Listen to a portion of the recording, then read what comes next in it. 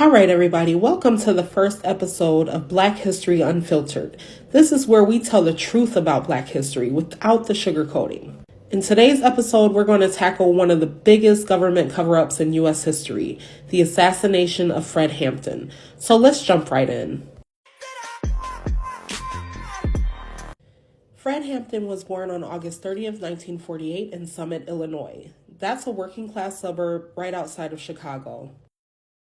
Now, his parents had moved from Louisiana as a part of the Great Migration. They were escaping the brutal Jim Crow South, only to find themselves landed in a different kind of oppression up north. Now, his parents were hard-working folk. They were both factory workers, and they instilled in young Fred the importance of community, education, and standing up for what's right. And due to this, by the time Fred was a teenager, it was clear that he wasn't like most kids. He had what you would call a natural charisma that made people listen. He was a straight-A student, an athlete, and a born leader.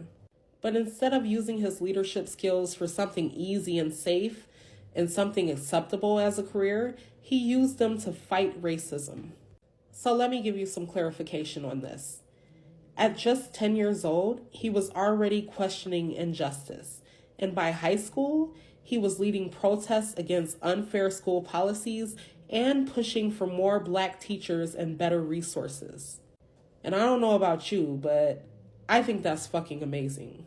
As a teenager, he also joined the NAACP's youth chapter and helped grow its membership from a couple dozen to over 500. I mean, this man was organizing before he was even old enough to vote. How many people can say that? But he wasn't just about racial justice. He was about class solidarity too. He saw how poor Black, white, and Latino people were all struggling under the same system. That vision is what made him dangerous to those in power. By age 20, Hampton joined the Black Panther Party and quickly became the chairman of the Illinois chapter. He wasted no time putting in the work. He helped create free breakfast programs for kids, free healthcare clinics, and a political education program that taught people about their rights. And then, in true Black Panther fashion, he did something that really pissed off the establishment. He formed the Rainbow Coalition. Not the Jesse Jackson version either. I'm talking about the original Rainbow Coalition.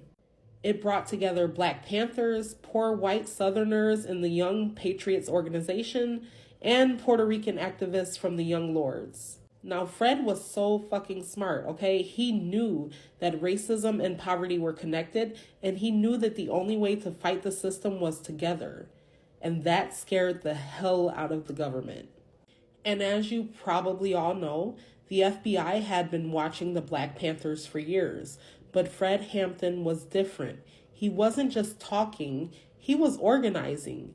He was uniting people across racial lines. And according to J. Edgar Hoover, that was the greatest threat to America. And due to the FBI being scared out of their fucking minds, they activated COINTELPRO, which was a counterintelligence program designed to infiltrate and dismantle Black liberation movements. And as a part of this program, in true FBI fashion, they sent informants, spread fake news, and caused internal conflicts. And for Fred Hampton specifically, they had one specific mission: eliminate him. So then the FBI planted an informant named William O'Neill inside the Black Panthers. O'Neill worked his way up being Hampton's bodyguard, pretending to be loyal while feeding the feds information. So on December 3rd, 1969, O'Neill did the ultimate betrayal. He drugged Hampton's drink, ensuring he wouldn't wake up when the cops came. And at 4:45 a.m. on December 4th, Chicago police, backed by the FBI, raided Fred Hampton's apartment. They fired nearly 100 bullets, while the Panthers inside fired just one shot back. Hampton was asleep next to his fiancée, Deborah Johnson, who was 8 months pregnant with their first son. Now it is said that one officer checked to see if Hampton was still alive, then shot him twice in the head and said, "He's good and dead now." I mean, We can't get around the fact that that is completely fucked up, right? So after this murder, the police tried to spin it as a shootout, but the evidence told a different story. The bullet holes, the blood-stained mattress, the fact that Hampton never even woke up, it was a straight-up execution. And rightfully so, the community was outraged. The Panthers opened up the apartment to the public so people could see the scene for themselves. And when the truth finally came out, the government had no choice but to settle a lawsuit years later. But let's be real here. No amount of money could ever bring back Fred Hampton. Now, they may have unalived the man, but they could never unalive the movement. Fred Hampton's son, Fred Hampton Jr., has continued his father's work. And even further, the Black Panthers programs like free breakfast for kids later became the model for today's school meal programs. And the idea of the Rainbow Coalition, it's still terrifying to those in power.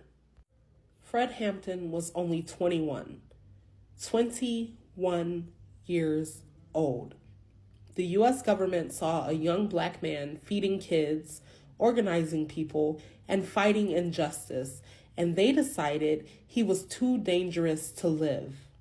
And sadly, that tells you everything you need to know about America. What are your thoughts on Fred Hampton's story? Let me know in the comments. In the meantime, thank you for listening. This has been the Mojo Chronicles, episode 1 of Black History Unfiltered. Stay woke, stay loud, and I'll catch y'all on the next one.